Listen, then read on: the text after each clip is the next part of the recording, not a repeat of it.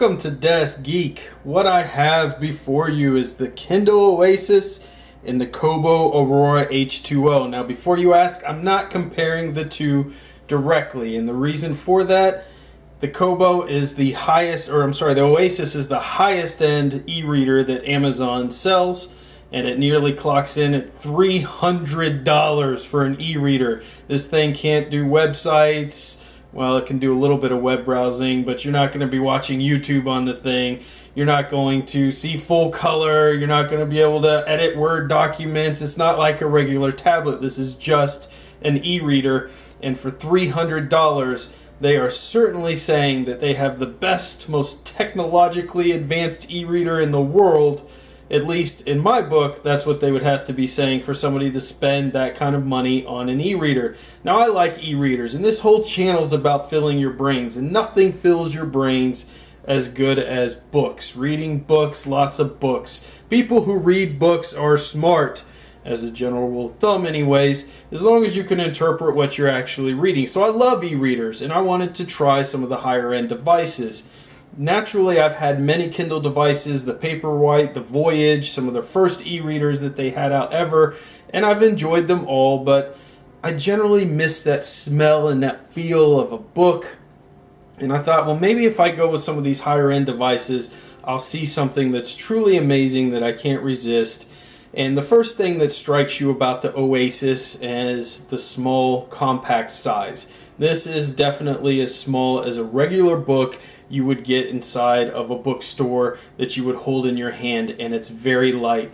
And the very cool thing about this is that the case itself actually has a battery in it, so that it gives it almost a month of charge, because you know me, I hate having to charge multiple devices, having to have an AC cord running to my laptop, my desktops, my tablets, my watches, all these cords running everywhere. It's hard to keep track of just keeping my phone charged. So having that kind of battery life, as long as the thing's asleep and I'm not using it regularly, being able to pick it up and use it, that's a big deal. So that in itself could be a reason why that $300 is worth it. And let me show you how this battery system works here. So you got this nice beautiful tablet, and you've got this case that actually comes with the Kobo, and you can get this in several different colors, but it's a nice leather, and this is used. I bought this used. I wasn't going to pay the full $300. You gotta be kidding. But it's a pretty nice unit, and you just pull this off, and you could see that these magnetic contacts here connect to the device underneath, and part of the device is always outside of the case, so the case isn't going to protect that part of the device from scratches, but it kind of connects into part of the e-reader itself, and then you can get right into reading there. So you've got this nice case that actually comes with this e-reader, and you have all the full functionality that Amazon provides.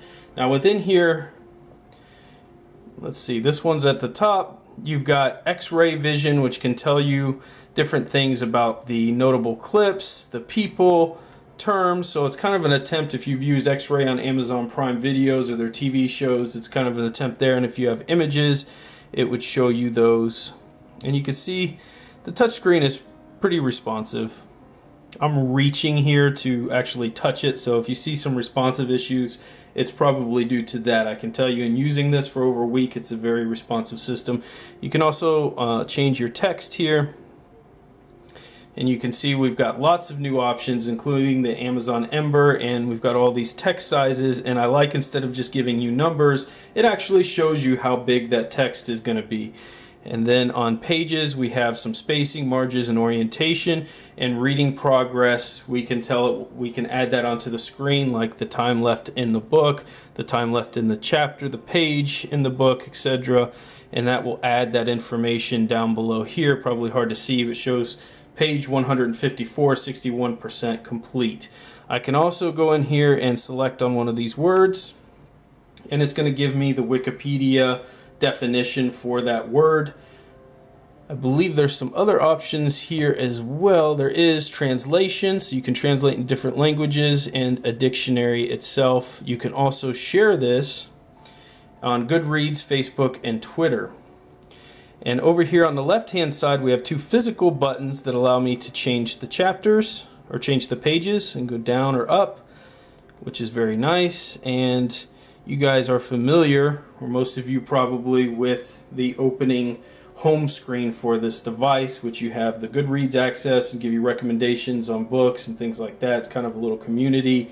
You've got your brightness settings here, so we can go full bright or less. You've got the amount of battery left on my Kindle and the cover itself. We can sync it. We can go into airplane mode if we need to, if you're reading this on an airplane or something along those lines, and you can search for books. You've got more books by Dale Carnegie, which is one of the books that I was reading, so it shows up there, your reading list. And of course, one of the things that Amazon does with its Kindles is they usually try to sell you that ad experience. So $20 it costs you to remove the ads, and that ad experience is basically when your device is off, for the most part, it's going to show some ads. So when your device is in its locked position, you first open the cover, you're going to see an ad here, and that could range anything from products to other books. I don't mind the books. When I see the products, it's kind of obnoxious, especially on a $300 device. Quite frankly, they should give you the no ad experience on this for free. You're paying $300 for an e-reader. Give me a break. So that's kind of some basic navigation of this device. Of course, you got the automatic sleep once the cover is closed. It's very nice to hold, and when you remove the cover, you don't have to have the cover on it, but you're going to lose some of that battery life, is where this device really shines. Because when you're holding this thing is so incredibly light and thin. I mean, it's absolutely amazing. And you've got your USB connector there, and this does not have a micro SD slot on this device. So you're not going to be able to expand the memory on this, and I believe the memory comes in a couple of configurations, and I don't recall which one I ended up getting. Over here on the right hand side, we might be able to navigate it as My Library, My Reading List, Kindle Store, Goodreads, so you can buy directly from this device. You don't have to connect it to a computer. Your free time, vocabulary builder, experimental browser, view special offers, create new collections, and then your settings here. And so here are your settings, and if I go into device options, so here is the device info page. You can see it's got Wi-Fi, the firmware version, and the space available is 2,746 megabytes of information storage available on this, and you cannot expand it. No micro SD slot, which I found very surprising. So what do I love and what do I hate about this device? Well, I love the battery. I love the feel of this device. It certainly gives me the feeling when I'm using it that it is a premium e-reader. The brightness of the screen, the clarity of the text is absolutely gorgeous. It's inexcusable for two things that Amazon did. Number one is you do not get an AC adapter to plug into the wall. They do tell you that, but to me, again, you're spending $300. They can include a little USB AC adapter wall charger. But that's not my biggest issue. That's just an annoyance. My biggest issue, again, is the ads and the cost of this device without adding really anything outside of some enhancements to, the screen's a little brighter, the text is crisper, and it's very light, and you get that nice battery, and that's very good. But for me, $300, we're in Samsung, tab 3 level devices that can dock to a keyboard and you can use as a full computer and browse the web. And I know you're not wanting that for an e-reader, but that's the price I'm in. So if I'm in that price, I want some features I can't get on any other e-reader. And while all these things that, it's nice form factor and the nice buttons and the case is all nice to have, it's not something where I go, I'm going to keep a $300 e-reading device around my house because it has those features. And because of that, while I love all the integration of things that Amazon offers, like their unlimited programs for reading, for $9.99 a month, for the Audible add-ons that you can do for books that you buy, some of them are as low as like 99 cents. You can add the Audible with the book that you purchase, the low price of the Amazon overall, the fact that you can share your information outside of just Facebook, which is an issue that I see with the Kobo we'll get into in a minute. So all of that, Amazon has a fantastic deal, especially if you're a Prime user. But for this device specifically, I can get all those features on a Voyage or something a lot cheaper. I don't think the enhancements that they have to this really quantify the price that they're asking for it, and sticking ads on it is truly just a slap in the face. That's just how I personally feel.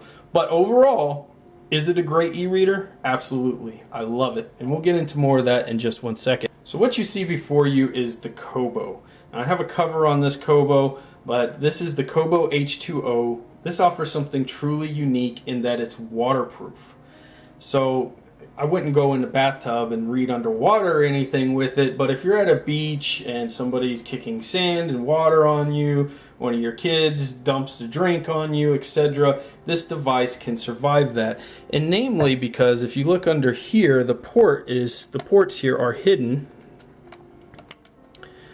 And so once I open up that tab, you'll be able to see the actual ports there, and you've got a USB, a micro SD, and that's one of the features that I would have liked to have seen on the expensive Kindle Oasis. While I don't want to have on an e-reader, I'm not interested in having all those things I mentioned that on a normal tablet, like YouTube access and all that stuff, because that's a distraction that personally would keep me from reading, or Facebook messages going off and Twitter messages and all that stuff. So I kind of like that integration with sharing information is in a very confined environment. It's not open to all of those distractions, but I do like to listen to music while I read a book, and I don't want words in my music, but like orchestra, Beethoven, something like that going on in the background, and it kind of puts you in that mood and puts you in the environment and keeps you focused on the words, and that's something that I like to do. And none of these e-readers that I've seen, at least in default, maybe it's something that you can add in,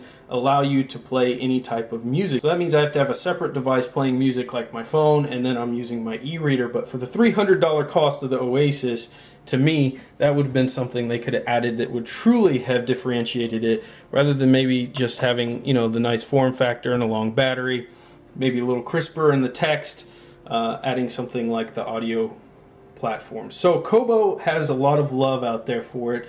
Number one, Amazon owns 70% of the market. So a lot of people were very scared of that, and rightfully so. Any company that completely dominates a market generally can really start making really poor decisions and can affect the entire industry heavily. And the decisions they make can affect everybody from authors to the consumers. So it's good to have competition out there. And Kobo is probably the most talked about competition for the Kindle out there right now as far as e-readers go. There are some others that are up and coming, but Kobo is kind of the other name you'll hear quite frequently if you're looking into the e-reader market. This one is nowhere near as expensive as the Oasis, and that's why I'm not comparing them hardware-wise at all, but I will compare the features that they have within their software, because that's the same no matter what device that you're purchasing. So the Kobo's waterproof, as we mentioned. You don't have to deal with ads, so you don't have to pay that extra $20. And you've got a little power button on the top, and you can see right away it's got my full library. Now, I removed the DRM from my Amazon books, and I will do a video to show you how to do that as well using a software program called Calibre. And I was able to sideload them onto my Kobo reader so that I could do this review. So here are some of the features of this device. You can see we can go in here, we can change the brightness settings on the device itself. We can go into the menu, and within the menu we have brightness, we have battery, we have the network that we're on, and some settings here.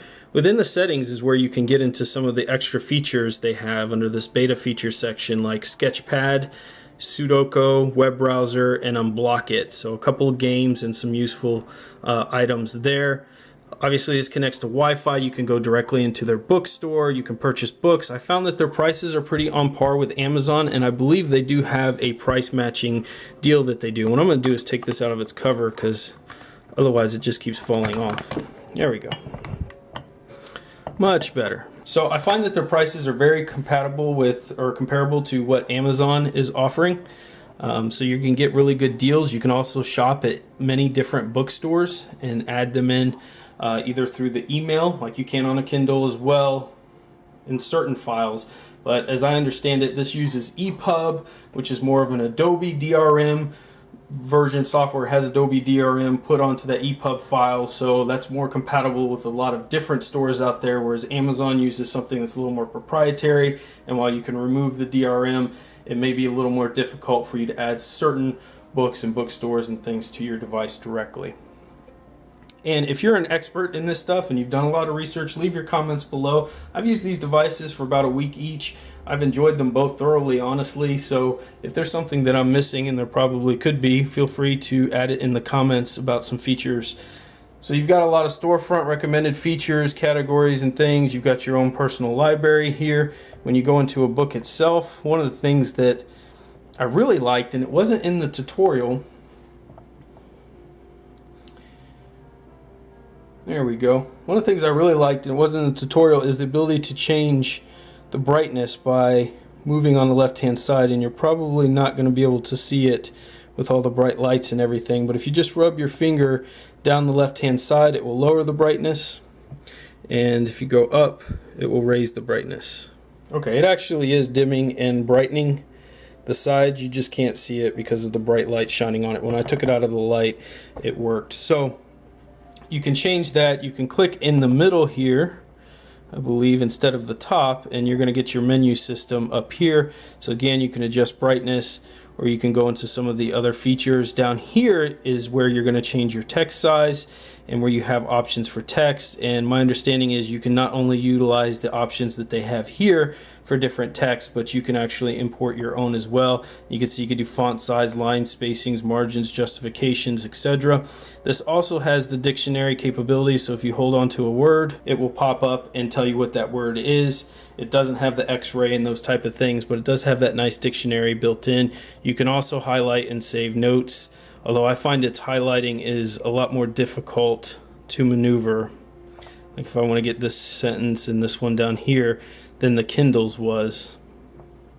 But essentially I can add a note, or I can highlight that, or I can share. But here the only option to share is with Facebook, and I personally hate Facebook and I don't utilize it. I use Twitter, but that's just me. Most people in the world do use Facebook, but I wish they did have more options there for who you could send your stuff to socially, because a lot of times there are good quotes and things within books that you want to share, and you'll see me from time to time share them on Twitter. So it's actually something that I do, functionality that I do utilize, and I think can be pretty neat and get other people into reading. So here are the differences. Obviously Amazon has that unlimited reading, and they have the Prime reading as well. So you get like 1,000 books for free within Prime reading, and you get over, I don't know, hundreds of thousands of books if you pay the $9.99 that you have access to, or more if you pay for that $9.99 a month. Additionally, you get the low cost of Amazon. You get some more social aspects. So there's a lot to be said with Amazon's architecture, and I just don't feel like, because I'm already paying for Prime, that Kobo's a good enough e-reader. It's good enough, it's great, but to pull me away from that Amazon side just yet. With a few more features and integration, maybe a membership program where you can get a bunch of books for $7.99 a month for free or something like that, because Amazon also has the Audible option, and that's a big deal for me. I like having the option to buy an Audible book for 99 cents or $10 or at a discount to include with my book, so I'm in the car and things, I can listen to the book. I hate Amazon's ad system that they have within their device, and that is a big slap in the face to me, to make you pay $20 not to see ads on your expensive device. But it's, again, not so intrusive because it's only on your beginning screen when it wakes up. I think Kobo makes a very good, solid e-reader. If you're in the market for something outside of Amazon, it's the place to go. It's a beautiful e-reader. I've read on it for hours. I had no issues with eye strain. I had no issues in the sun, reading it in the sun or in dark lit rooms before I went to sleep. The text was always clear and crisp. I could easily get to the settings. It was simple to utilize. So all the core features are there, and you're going to get this for about the same price as you're going to see a Voyage, which is somewhere around the $150 to $200 range. But to me, if you already have Prime and you're paying for that, the Voyage is probably the best e-reader for the money out there on the market. And it has a lot of the features that this device, the overpriced Oasis, has, and I think for a much more reasonable price for something that's an e-reader. That's my review of these two devices. Again, I'm not comparing the physical devices themselves, although as you can see, the Kobo is quite a gorgeous little device. It's longer. I thought I would like that longer platform more because that's what I was used to before, but I found myself craving this kind of smaller book-sized wide device, and I thought I'd miss the physical buttons on that device a lot, but honestly being able to turn the pages here just through the interface itself was plenty good enough. I didn't really miss the physical buttons that much at all once I started using that. And you can also turn the pages on the screen on the Oasis as well. So they're two very good devices. It all comes down to value. For me, the Amazon offers a little more value, and certainly the Oasis is overpriced, and I wouldn't recommend going and buy it. I would recommend getting the Voyage instead. I think you'll be much happier. Leave your comments below. Let me know what e-readers you've tried, which ones you love. Am I wrong? Are there some features that I'm completely missing here? Then let me know in the comments. I'd love to hear from you. Until next time, get out there and fill your brains with books and knowledge.